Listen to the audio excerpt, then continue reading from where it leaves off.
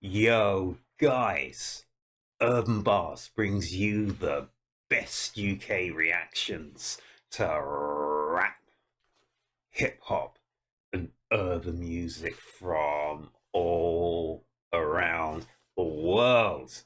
And guys, it's been an eon, it's been an epoch, an era, an age since we last had a reaction here at Urban Bars, guys. And it's been even longer since we last had a reaction to our man Ren. Guys, I haven't been doing anything on YT for 2 whole weeks. And I know Ren's been busy. So, guys, I'm going to try and do two Ren covers back to back. The first one is the one I'm waiting for, guys. And I've just seen, oh my goodness, it's part three, guys, the money game. I saw part one and part two, and they just blew my mind. So, guys, let's not waste any time because I've heard that this is going to be a long one. So, guys, it's our man Ren. It's the money game. It's part three here at Urban Bars, guys. Good to see you back. Let's check out our man Ren. Oh, keys. Oh, that's a refrain we know, isn't it, guys? That is a refrain. And is that Ren? It's got to be Ren playing them keys. It's got to be Ren.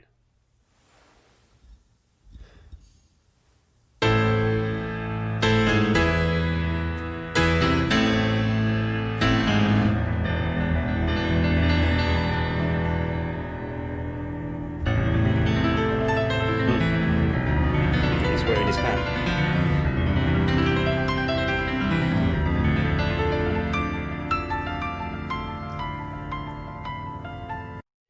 Do you know what I thought? Sorry, guys, I'm stopping it from time to time. But the first thing I thought when I saw Ren crossing his hands accepting the keys was Freddie Mercury. And I'm lucky enough to have met Freddie Mercury a long time ago anyway, guys, not to talk about that. But Freddie Mercury could play, and I'm sure he was ambidextrous as well. He could play the piano behind his back, this, that, and a third. So I just thought of Freddie Mercury there, and that's a talent that we've lost. Absolutely love Freddie Mercury, but let's roll.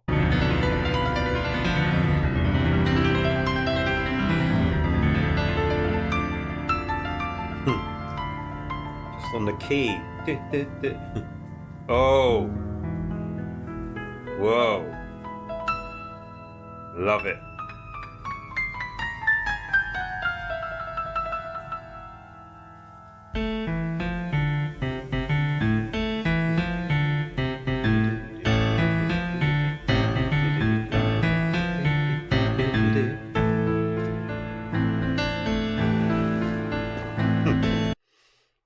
And this reminds me, guys, of the covers that we've had with this guy in the mask or the sack or whatever you want to call it, guys. Oh, I've lost all my thingamajigs. What do you want to call them? I've lost all my templates. I used to have this one a lot when I used to have Ren on there. So I'll have to start again from scratch, people. That is a nuisance. From scratch.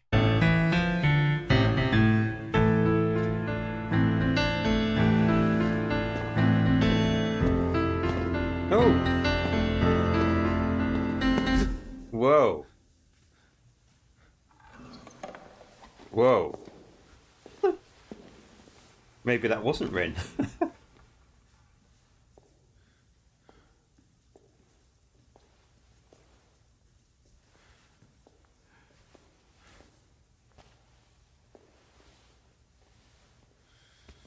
Oh.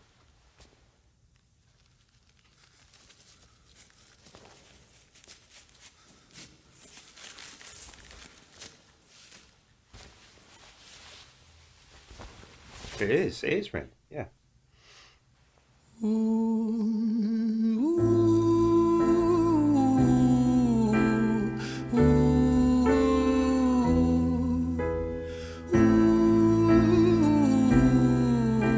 Who's the other Brett?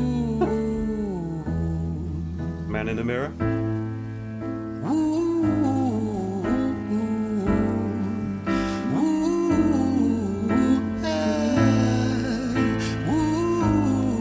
Is that a microphone on his lapel?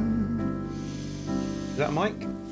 Let me tell you a story about a boy named Jimmy. 1 year old and his first words were mine, mine, gimme. 2 years old he was walking, 3 years old walking quickly. 4 years old he was running round the pavements of his city. 5 years old and his daddy told him, listen here son, you gotta learn to be a man. A man, he works for what he wants. 6 years old and he's reading, writing, top of the bunch. And when he's 7, his progression made him student number 1. 8 years old and he's praised for unusual grades. 9, his parents paid for private school to nurture the flame. 10, 11, 12, 13, he ascends and ascends. His daddy tells him, son, money is the means to all ends. 14, solving complex mathematical equations. At 15, IQ 150, still elevating. 16, he develops complex software code that detects weaknesses in cybersecurity protocols. 17, and he sells his vision, keeping the share.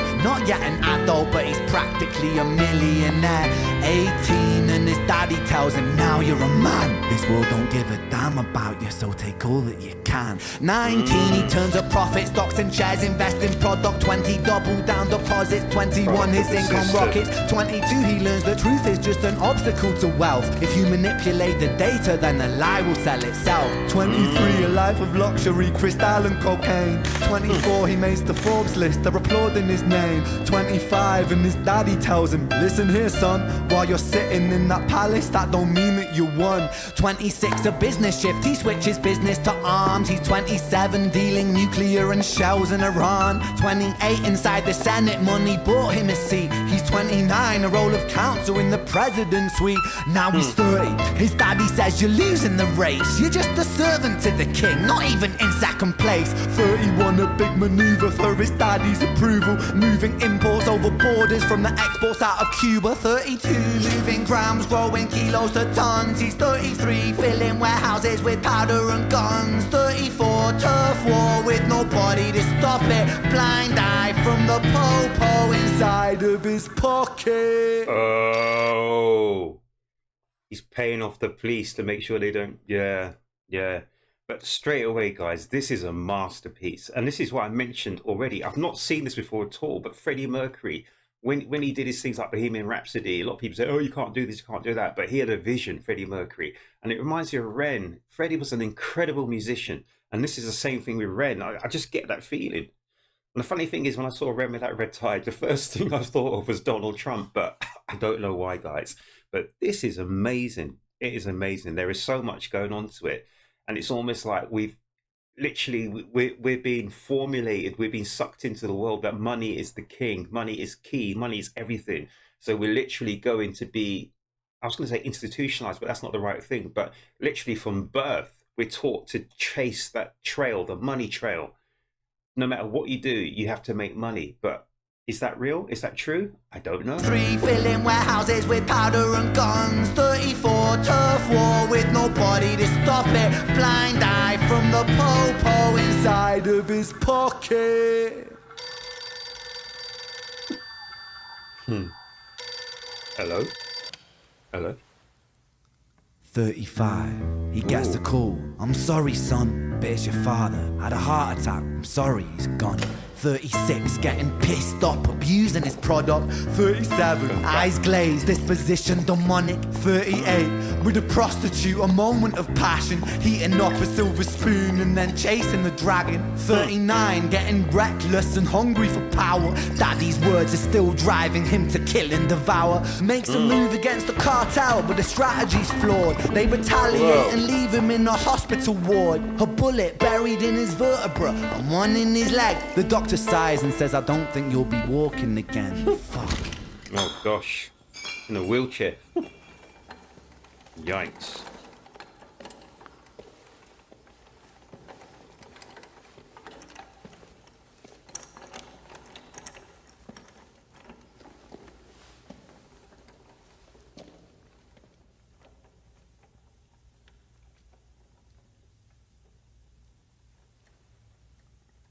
Oh,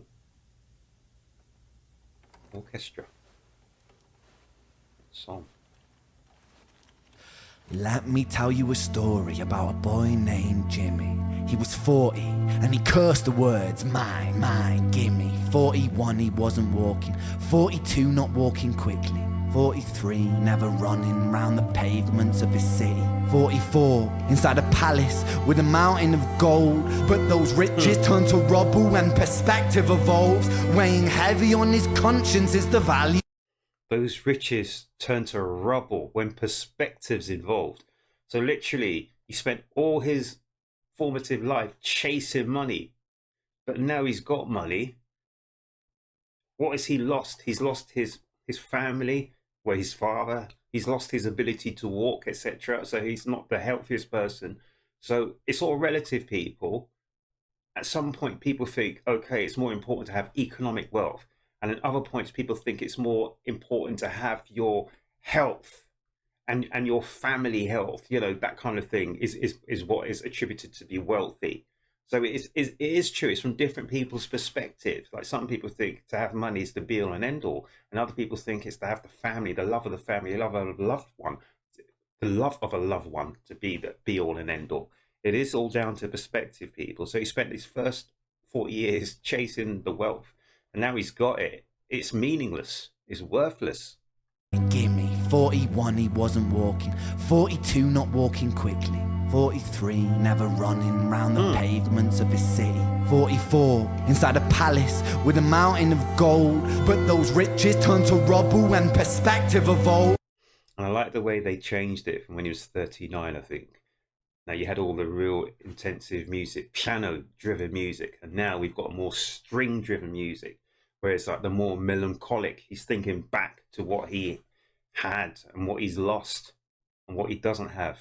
Weighing heavy on his conscience is the value of gold. Lamborghini for a life, trading money for souls. Jimmy followed the code inside the land of the free. Lamborghini for life. You see? Some people chase a Lamborghini, but what's a Lamborghini when you haven't got the people in life that you want to be there to share it with? Put your hand inside the cookie jar, take more than you need. And his example is exaggerated versions of me. And it's a version of him. And it's a version of she. And it's a version of you. There's no escaping the blame. The way we live is parasitic. Fuck the money and fame. Caught the music. Oh, hello.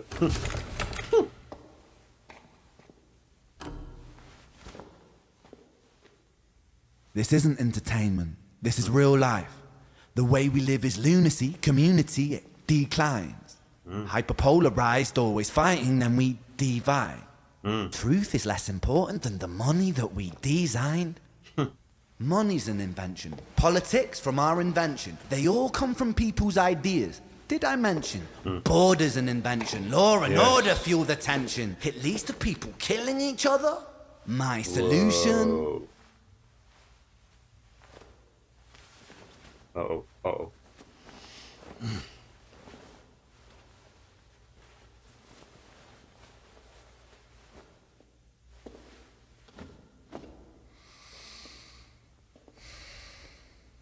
It's not going to play Russian roulette, is it? Gosh. Spin the barrel, spin the wheel. Everything is subject to change. We could build utopias if individuals were taught to use their brains. But if we teach kids in schools to always be sheep and put themselves before the herd if there's more money for me, Greedy belly. then there's no future I see where the humans survive. We're parasites inside a petri dish with cannibal minds. Mold will grow upon the surface then consume till it dies. And our fate could be the same without this story to the wise.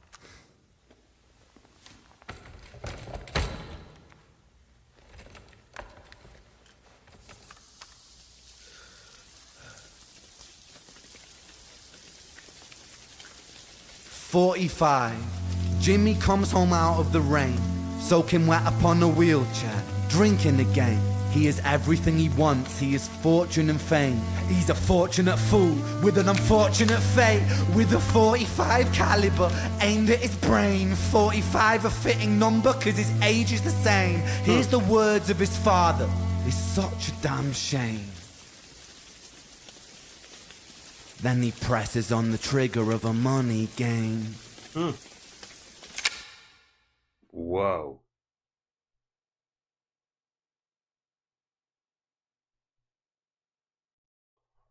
Guys, that was absolutely brilliant. Was that done in one take? Guys, I know some of you out there, you've probably seen this a couple of times, you'll know it. This is the first time I'm just seeing it, guys, and it's just blown my mind. I was literally thinking it was going to be something totally different. Because I remember like Money Game 2 as well. That was sensational. But this one, we had a proper video, just really just, oh my. I didn't expect that. And it's funny because when we saw Ren on the wheelchair, etc., it just might add a flashback to the first time I saw Ren. I think the first track I saw was High Ren, and he was sitting in a kind of a wheelchair, just in like a hospital gown and playing his guitar, etc. Oh, that's it. There's no guitar in this. Ren without his. Really? Oh my goodness. Sorry, guys. I've been away for 2 whole weeks. I haven't listened to any music at all. So I'm not even sure if I'm, if I'm talking sense. I hope I am. I hope I'm making sense here. But the Money Game 1, Money Game 2, those things trigger me because I'm always talking about the economy, people. And if you keep talking to me about the economy, you'll push me and I'll start to say stuff that'll get me in trouble. But the Money Game here, he took from a different angle and a different slant because he wasn't 100% talking about the governments and everything else and big business, blah, blah, blah, pharmacia, this, that, and the third, although he was. But he literally put it into perspective, into the point of view of Jimmy. And we took him from his life from being born 1 years of age all the way through to 45, where he checked out, etc., etc. But we saw he was told at the start, in some ways, yeah, you're doing good, you're doing good. Focus on making it, focus on making it, focus on making it. And to make it in a lot of people's eyes is to make money and to make lots of money. So he spent the first half of his life chasing that, chasing the money. And then later, latterly, when his dad died, this, that, and everything else, whatever, he took a different perspective and he wasn't happy. And it took him to the brink where, you know, that was incredible, guys. I love the video, the videography on that as well. I love the fact that Ren just took us on a journey. In actuality, I think this could be my favorite Ren track. It really could be my favorite track of all time. Absolutely brilliant because he's touching on lots of things that I hold dear to me and I touch on as well, people. And he's did it in such an incredible way. I love the fact that we started off with a piano driven perspective and then he came back with the strings cut off, and then towards latterly we cut off again, and he was all more like the a cappella, just telling us what was going on and what we need to do to improve things. Or if we keep going on at the same pace, things will never change, it just get worse. That was incredible. That was incredible. Guys, let me know in the comment section what you think. I'm a massive fan of Ren. I love his stuff, and I actually like the stuff that Ren does, which isn't probably considered musical, isn't considered, I can't even think what the word is these days, people, but it isn't considered to be saleable to the people. Sorry, guys, I've not been well, so my brain cells are literally very low. I can't even think straight. So I hope I'm making sense here, but I can't even think what I'm talking about. Commercial, that's the word, saleable, commercial, this, that, and everything else. But Ren does what he thinks we need to listen to or need to hear, and then to debate as well. So he puts the seeds out there, and it's for us to debate and say, you know, what's going on?